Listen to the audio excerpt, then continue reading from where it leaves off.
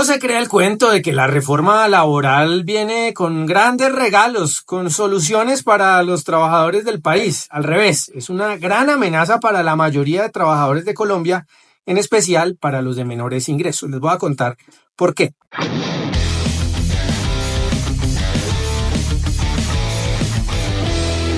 Pero para entenderlo, hay que tener en cuenta un dato que acaba de publicar el DANE. El 56% de las personas que tienen empleo son informales. ¿Esto qué significa? Dejemos aparte las personas que están desempleadas o aquellos que no quieren o no pueden trabajar por diversas circunstancias. Dentro de los que están trabajando, que tienen un puesto de trabajo, el 56% de esos no son formales. Es decir, son personas que sí van a trabajar diariamente, sí son asalariados, pero por cuenta de ese contrato laboral o de esa relación laboral con esa empresa o con ese negocio, pues no están haciendo cotizaciones a la seguridad social y por lo tanto pues tampoco tienen derecho ni a vacaciones, ni a cesantías, ni a horas extras, ni a recargo dominical, no están ahorrando o al menos contribuyendo al sistema pensional, no contribuyen tampoco al sistema de salud. Es decir, la mayoría de trabajadores colombianos, dentro de los afortunados que tienen trabajo, pues la mayoría no son formales. Por lo tanto, y partamos de ese hecho, cualquier reforma laboral que haga el gobierno o que apruebe el Congreso, pues no va a cobijar, no va a beneficiar a la mayoría de trabajadores de Colombia, solamente a una minoría, al 42, 43 o 44% que tienen un contrato laboral formal, que tienen una relación con una empresa, a los que le pagan cesantías, vacaciones, pensiones, todo eso, a esa minoría es a la que cobijaría una reforma pensional. Piense en la señora de la peluquería o al señor barbero, piense en el que cuida carros o piense en el que vende en la tienda del barrio. A esas personas que por obvias razones no tienen un contrato formal, pues no los va a cobijar, no los va a beneficiar de ninguna manera la reforma laboral. Esto nos demuestra de entrada que cualquier medida que se apruebe en esta reforma excluye a la mayoría de trabajadores de Colombia. Entendido lo anterior, voy a intentar explicarle por qué, aunque a esos trabajadores no los cobija, no los beneficia por obvias razones, la reforma laboral sí los perjudica, no los beneficia, sí los perjudica. Pero para eso vamos a tener que usar otro dato que también acaba de publicar el DANE en este informe sobre la informalidad en Colombia.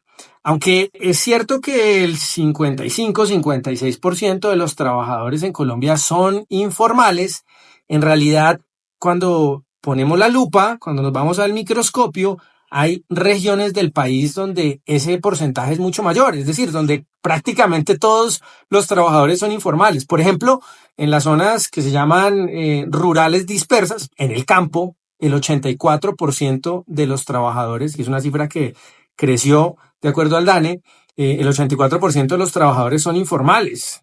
Los campesinos, las personas que trabajan en el campo, y eso lo sabemos todos, pues muy rara vez tienen un contrato laboral con una empresa. Pero esta misma situación, que ya es el colmo en el campo, donde prácticamente no existe formalidad, en las ciudades intermedias y pequeñas, pues va en la misma vía.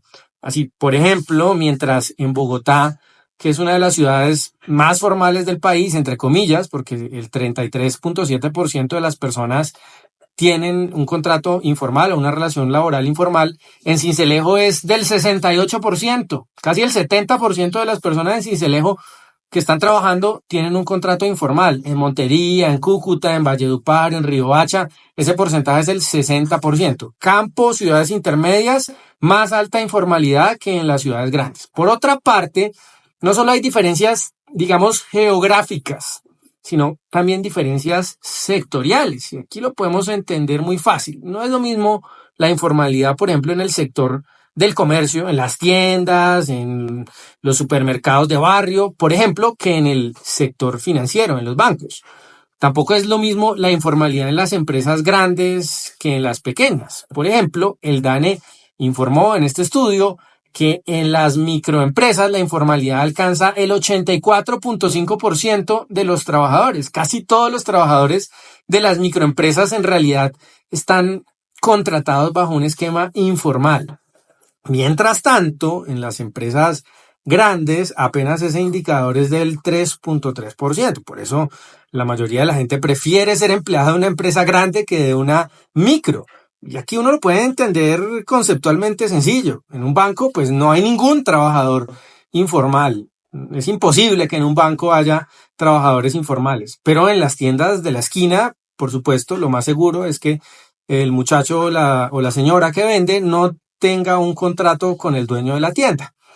Y entonces, ¿cómo esto nos ayuda a entender que la reforma laboral en realidad perjudica a la mayoría de trabajadores del país? Bueno, vamos a ir por partes. Lo primero es que, como ya vimos, la reforma excluye, no cobija al 56% de los trabajadores, por lo tanto, no los puede beneficiar.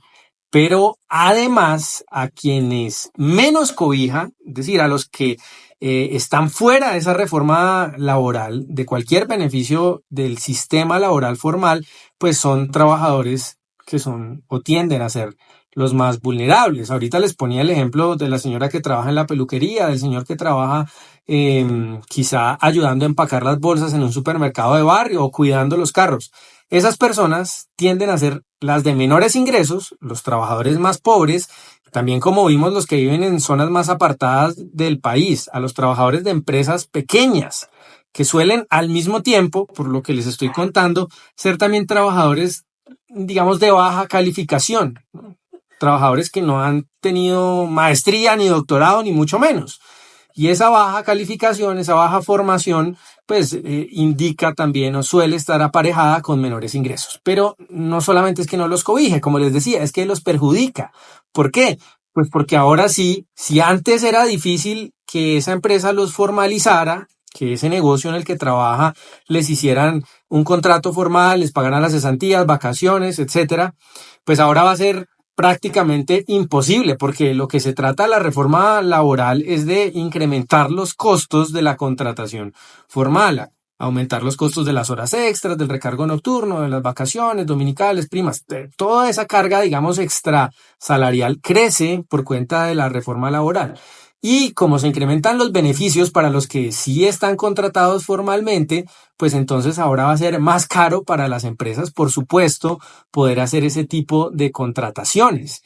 Y como es más caro, por lo tanto, se aleja ese sueño que tienen esos trabajadores informales que están fuera de esa red de protección, pues de ingresar al grupo de trabajadores formales. Se aleja el sueño de entrar al grupo de colombianos que tienen vacaciones, cesantías, primas, derechos laborales. ¿Y por qué estas empresas y en estas zonas del país no hay contratación formal? Pues no es porque sean malos en Sincelejo, ni que los patronos de Bichada, del Guaviare, de Popayán, de Sucre, sean crueles o traten mal a los trabajadores. No, es un asunto esencialmente económico. Unas empresas que son, digamos, poco productivas, que no tienen capital, que no tienen recursos para pagar lo que cuesta formalizar a los trabajadores, pues nunca lo van a hacer. Pero si ahora le ponen la vara más alta, unos costos todavía mayores, pues ahí sí que van a condenar a los trabajadores de ese tipo de empresas, de ese tipo de negocios, a una informalidad consolidada en el tiempo, una informalidad de largo plazo. Así que esta reforma, insisto, consolida una situación de precariedad para la gran mayoría de trabajadores, para el 56% de los trabajadores del país que no tienen contratos formales. Pero es que el asunto ni mucho menos acaba ahí, es que a los trabajadores formales, a ese 44% de trabajadores que sí tienen un contrato con una empresa usualmente grande, pues esta reforma también los amenaza. ¿Cómo así? ¿No se suponía que era para beneficiarlos? Pues más o menos. La realidad es que sí, va a haber incrementos en ciertos beneficios extrasalariales o adicionales al salario, digamos, regular, pero lo cierto es que también les pone una bomba de tiempo. De acuerdo a un informe del Banco de la República que se publicó el año pasado, Estos incrementos de los que les hablo en la formalidad, en la contratación formal, pueden generar que se pierdan incluso hasta 450.000 puestos de trabajo formal.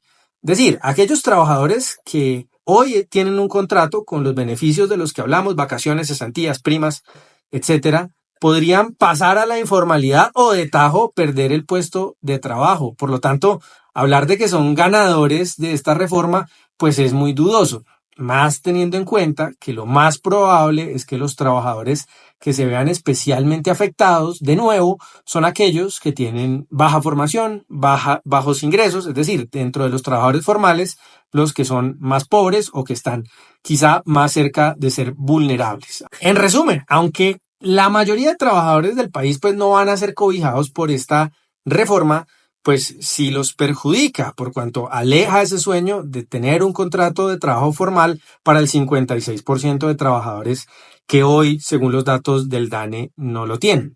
Por otra parte, a la minoría, a aquellos que sí tienen un trabajo formal y que se supone que para ellos fue diseñada esta reforma, tampoco es que los vaya a beneficiar, o al menos no a todos ellos, porque una parte, si esta reforma es aprobada, una parte importante de esa fuerza laboral que hoy tiene un contrato formal, pues lo podría perder o lo va a perder y los va a sacar de patitas a la calle o los va a dejar con un contrato informal mucho más precario.